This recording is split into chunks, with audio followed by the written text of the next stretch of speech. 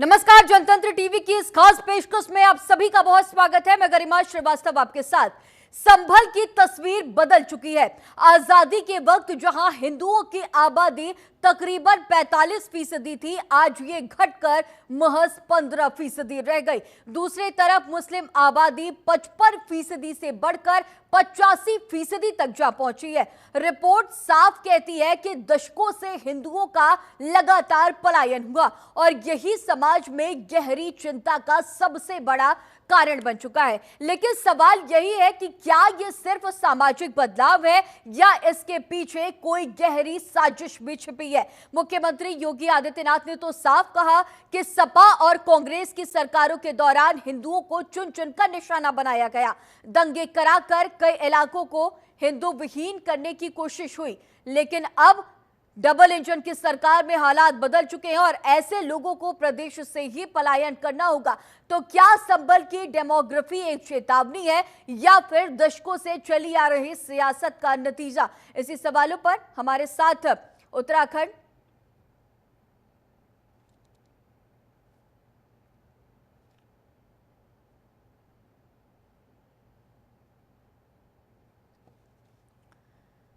तो अब देखिए, अब संभल को लेकर के अब रिपोर्ट सामने आ चुकी है और चलिए अब इसी पर खास चर्चा करेंगे। हमारे साथ मेहमान मौजूद है। सबसे पहले आपसे तारुफ करा देते हैं मौलाना साजिद रशीदी, जो कि ऑल इंडिया इमाम एसोसिएशन के अध्यक्ष है, हमारे साथ इस खास चर्चा के लिए मौजूद है। बहुत स्वागत है आपका रशीदी साहब। और देखिए, जिस तरह से ये रिपोर्ट सामने आई है, सबसे पहले संभल में ये जो रिपोर्ट सामने आई है, जिस तरह से ये कहा गया कि इतनी बड़ी संख्या में हिंदुओं का पलायन हुआ है, तमाम लोगों को जिम्मेदार भी ठहराया जा रहा है। सबसे पहले आपकी इस पर प्रतिक्रिया कि क्या इस रिपोर्ट को आप सच मानते हैं या फिर इसे चुनावी बिसात से जोड़कर देख रहे हैं या फिर इसे एजेंडा, जिस तरह से लगातार तमाम स्कॉलर्स है तो इसे एजेंडा कह रहे हैं, तमाम पॉलिटिशियंस है इसे एजेंडा करार दे रहे हैं। आप क्या मानते हैं? आपकी प्रतिक्रिया सबसे पहले। देखिए, वैसे तो अभी रिपोर्ट गोपनीय है। हम्म तक वो पटल पर नहीं आ जाती जब तक उसके बारे में कुछ नहीं कहा जा सकता। हम्म लेकिन जिस तरह से मीडिया रिपोर्ट सामने आ रही हैं, अगर ये सच है तो फिर ये रिपोर्ट बिल्कुल गलत है। क्योंकि जितना भी पलायन यूपी, बिहार, बंगाल से होता है आमतौर से, हम्म वो कारोबार के लिए होता है। हम्म दिल्ली में कई करोड़ लोग हैं जो यूपी, बिहार, बंगाल, असम, हरियाणा, पंजाब, जो आसपास के स्टेट्स हैं, हम्म उनसे आए हैं। और वो इसलिए आए हैं ताकि हमारा काम यहाँ अच्छा हम्म सेट हो जाए।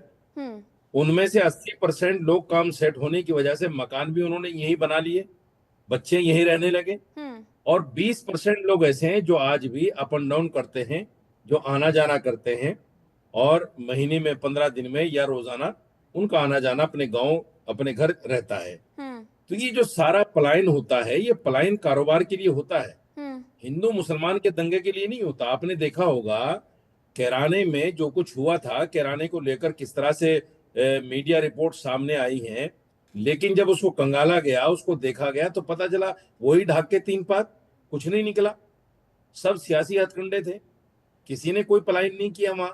और यहाँ संभल में भी आपने अगर रिपोर्ट देखी हो, मंदिर के बारे में जब मामला सामने आया था कि उसकी दीवारें खड़ी कर दी गई, उसको हम्म ढक दिया गया, उसको फला कर दिया गया, तो मंदिर के महंत और पुजारी जो उसके रखवाले थे, उन्होंने सामने आकर कहा कि हमें किसी ने यहां से नहीं खदेड़ा, ना मंदिर को कोई नुकसान पहुंचाया है, दीवार भी हमने खड़ी की है, और मंदिर जो का त्यों है, किसी ने कुछ नहीं छेड़ा।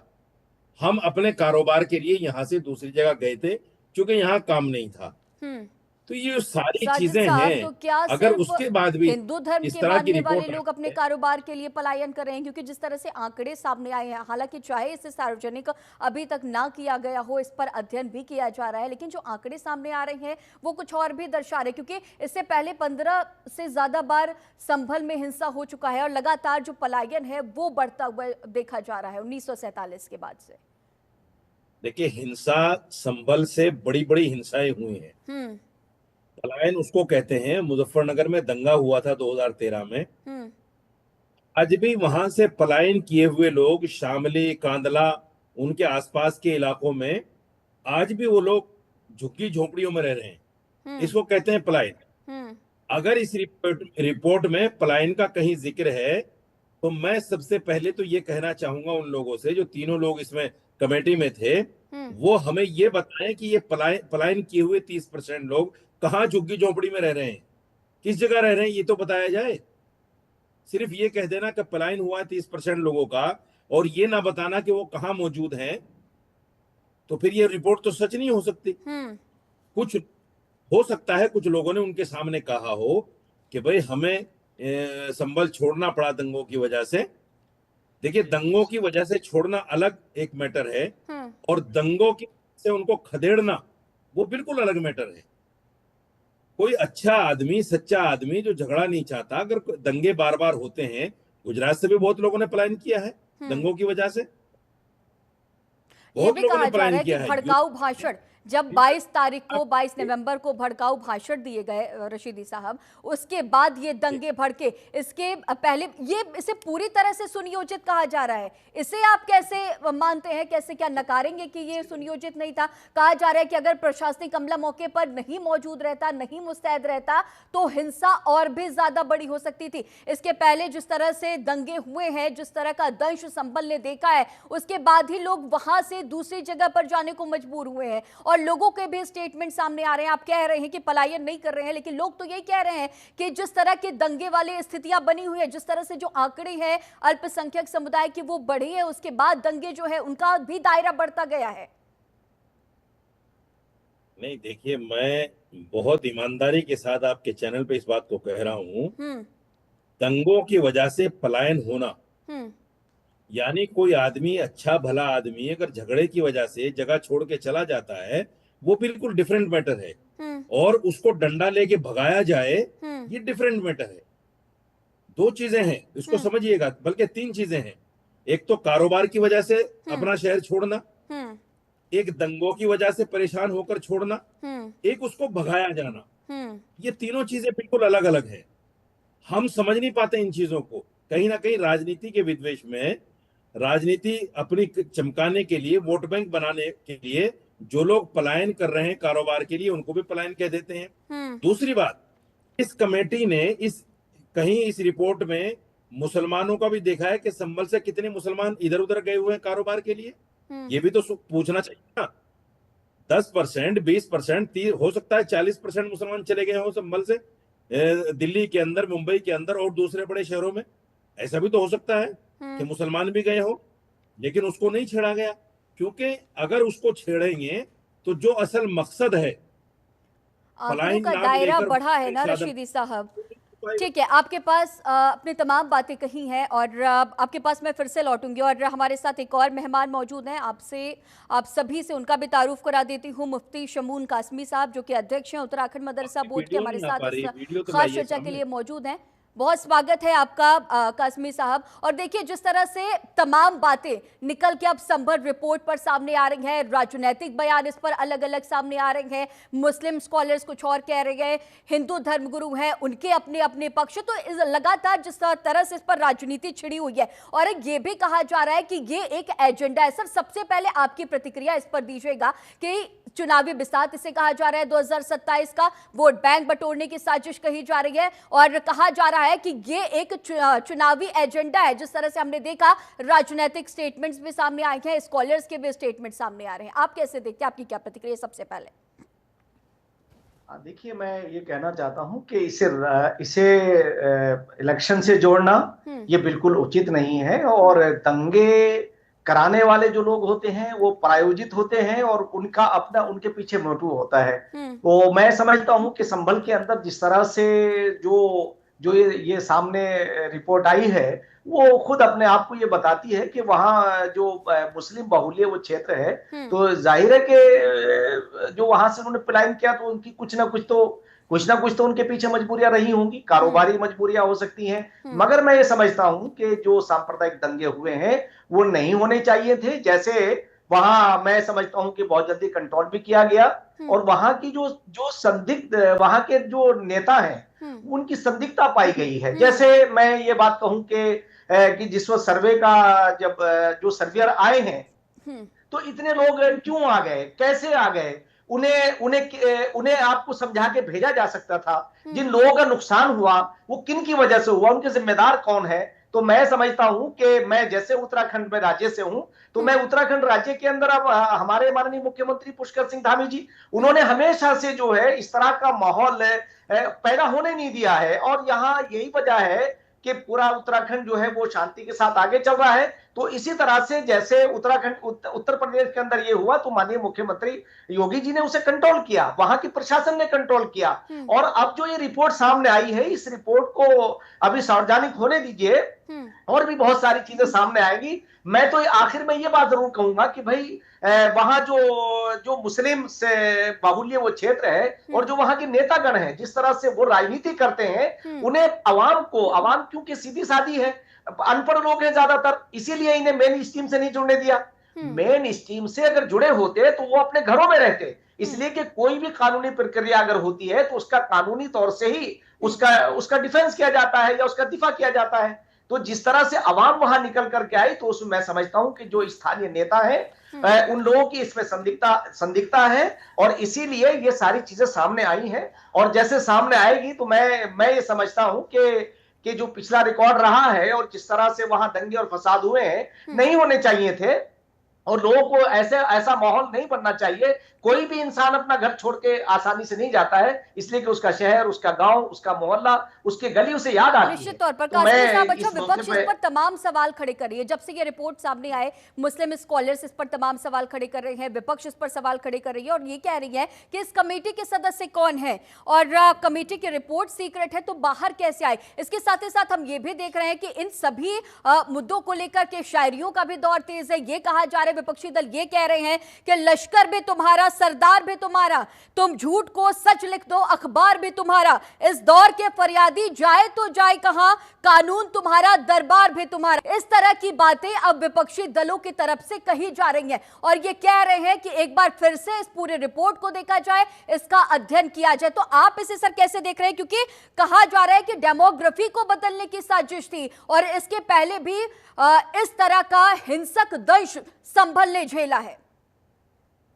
नहीं, देखिए, मैं शिल्पा जी आपसे कहना चाहता हूं कि जो लोग ऐसा माहौल बनाने की कोशिश कर रहे हैं वो अनावश्यक ये बातें कर रहे हैं।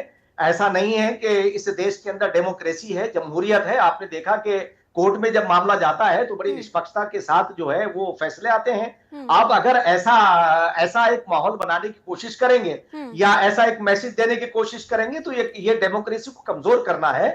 और मैं ये समझता हूं कि जो लोकतांत्रिक व्यवस्था है वो अपनी जगह पे बिल्कुल चुस्त और दुरुस्त है। और हमारी न्यायिक हमारा ढांचा है वो तो बहुत मजबूत है, और हमारी पूरे विश्व के अंदर उसकी मिसाल दी जाती है। और यही आपने देखा कि अगर बहुत सारे लोग गए, जैसे कमेटी के प्रेसिडेंट थे, उन्हें जमानत भी मिली, तो क्या इसका मतलब आप ये कहेंगे, ये बताने की कोशिश कर रहे हैं कि यहाँ कहीं भेदभाव हो रहा है? मैं समझता हूं कि भोले भाले मुसलमानों को इस तरह से मैसेज देना, उन्हें यही है कि वोट बैंक बनाने की ही एक षड्यंत्र है। ऐसा नहीं है। ये सरकार बिल्कुल निष्पक्षता के साथ काम कर रही है। अगर आप उठा के देखें, आप पिछले 60 साल को देखिए, कांग्रेस के कार्यकाल के अंदर के कोई शहर बचा हुआ नहीं है जहां दंगे और फसाद ना हुए हों। आज ये देखिए कि अगर यहां दंगा हुआ तो कितनी जल्दी कंट्रोल हुआ, वरना तो हजारों सैकड़ों घर उजड़ते थे और असमय उनकी मौत होती थी। आज पूरा देश, जब से माननीय प्रधानमंत्री श्री नरेंद्र मोदी जी प्रधानमंत्री बने हैं, मुसलमान आगे बढ़ रहा है, और मुसलमान नहीं, सारे समुदाय आगे बढ़ रहे हैं। बावजूद इसके कि दुनिया का चैलेंज, हमारे सामने बहुत चैलेंजेस हैं, और उन चैलेंजेस को हम भारतीय मिलकर के फेस कर रहे हैं। और आज इसकी जरूरत है कि जो इस तरह की बातें कर रहे हैं उन्हें देखना चाहिए कि आज हमारा देश जिस तरह से पूरी दुनिया में उभर करके आया। तो मैं एक मिसाल देना चाहता हूं कि पिछले दिनों जो यूएन का, हमारी असेंबली का जब इजलास होता है तो उसके अंदर यानी बड़े करीब थे कि हम उसके सदस्य बनेंगे, मगर किस तरह से जो है यूरोप अपनी चाल चलता है। उसने कहा नहीं, अब अगली बार देखेंगे, यानी हम फिर 75 साल इंतजार करेंगे। तो हम एक जिंदा हम एक ऐसा लोकतंत्र है जो जिंदा लोकतंत्र है। हम किसी चीज को भी हमें सांप्रदायिकता की तरफ नहीं जाना चाहिए। मैं ये कहना चाहूंगा रशीदी खास साहब तौर भी से कुछ कह रहे, कि जी। जिस तरह से लोग इस समय का गलत इस्तेमाल करने की कोशिश कर रहे हैं कि 2027 को लेकर के जोड़ रहे हैं। 2027 में तो इसलिए भारतीय जनता पार्टी की सरकारें आएगी, इसलिए कि भारतीय जनता पार्टी के जितने भी मुख्यमंत्री हैं वो सब निष्पक्षता के साथ काम कर रहे हैं। रशीदी हमारे साहब, उत्तराखंड के अंदर हमारे माननीय मुख्यमंत्री पुष्कर सिंह धामी जी सबका साथ, सबका विकास, सबके विश्वास को आगे लेके बढ़ रहे हैं। बल्कि जो मदरसों के अंदर मूलचूल जो परिवर्तन किया है ताकि वो मेन स्ट्रीम से जुड़ के इंजीनियर बने, डॉक्टर बने, आईएएस और आईपीएस बने। तो मैं ये समझता हूं कि इस तरह की बातें करना ये अनुचित है।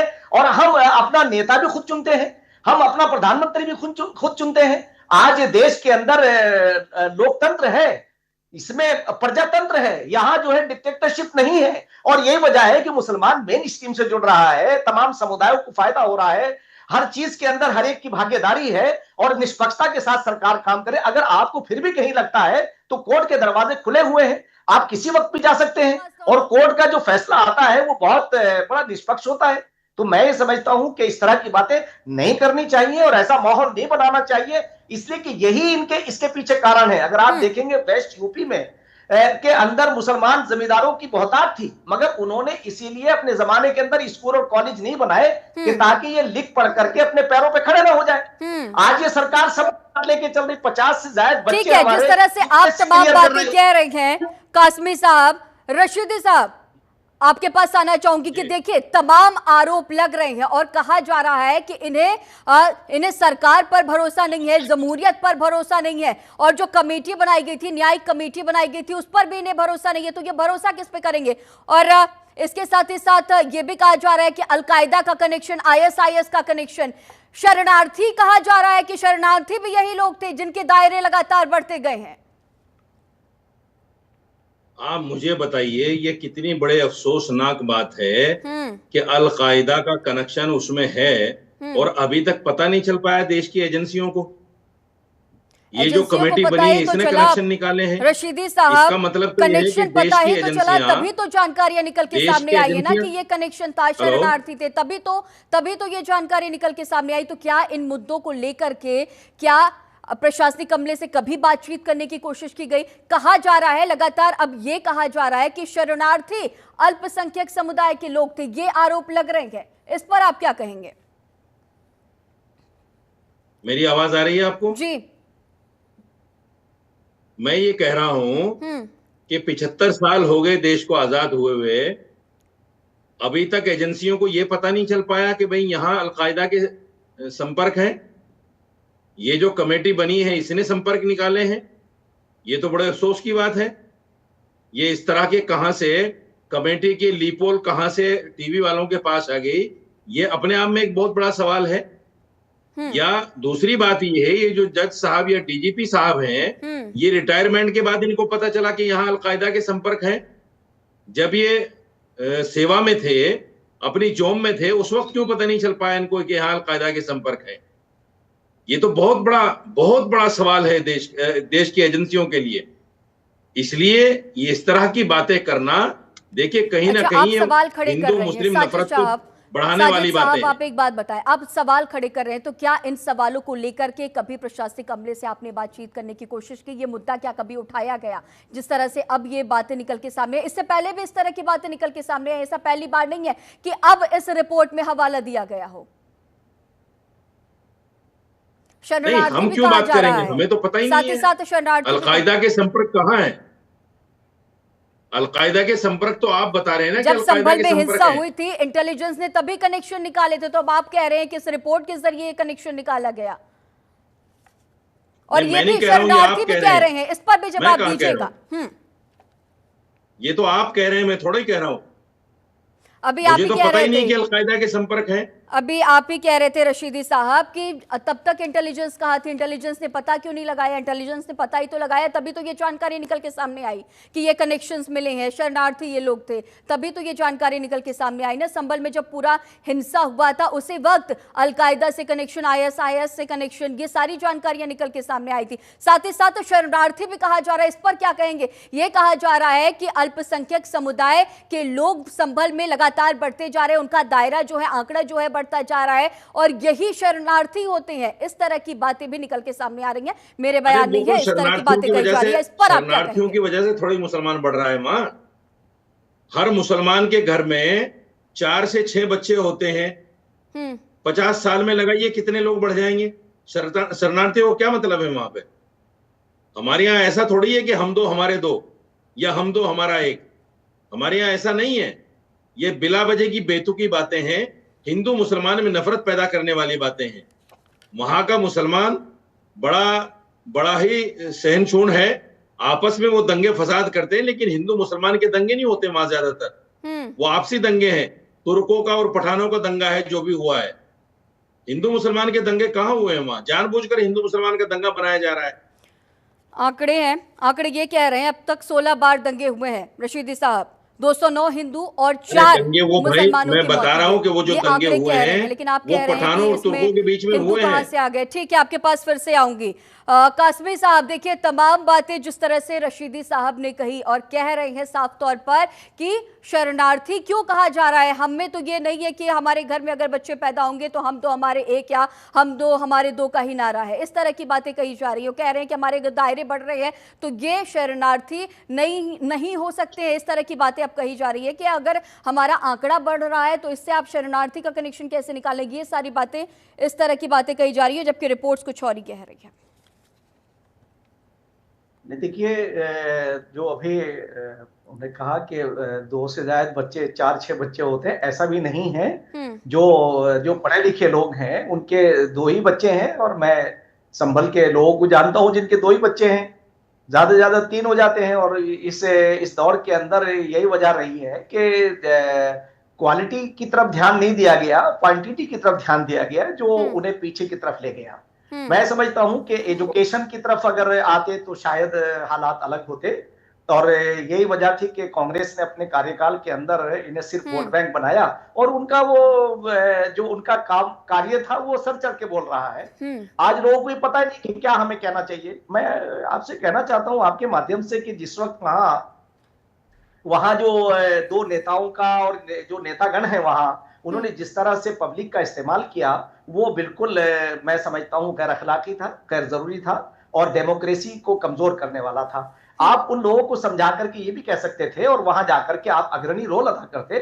जब आप उनका वोट लेकर के उनसे फायदा उठाते हैं, और फायदा उठाने के बाद आप असेंबली और पार्लियामेंट के अंदर जाते हैं, तो आपका पहला फर्ज यह था कि आप एडमिनिस्ट्रेशन को भरोसे में लेने के बाद, जब अपने काम के लिए आप एसपी और डी पास जाते हैं, तो आपने डीएम और एसपी से क्यों नहीं कांटेक्ट करने के बाद उन्हें भरोसे में लेकर के लोगों से कहते, ऐलान करते। उसी मस्जिद से जब ऐलान किया आपने, तो आपको यह ऐलान करना चाहिए था कि आप अपने घरों में रहिए और आपको कुछ भी करने की जरूरत नहीं है। जब हमारे पास कोर्ट है, हमारे पास हमारा निष्पक्ष हमारा इंतजामिया है, जो एडमिनिस्ट्रेशन है वो कोई किसी का नहीं, वो हम सबका है। और डेमोक्रेसी में हम सबकी सरकार है। ये किसी ऐसा नहीं है कि आप उसे ये कहें कि भाई मैं ये बात मानने को तैयार नहीं हूं कि हम इतने दिन तक जो है, हजारों साल तक हम जो है वो गुलाम रहे।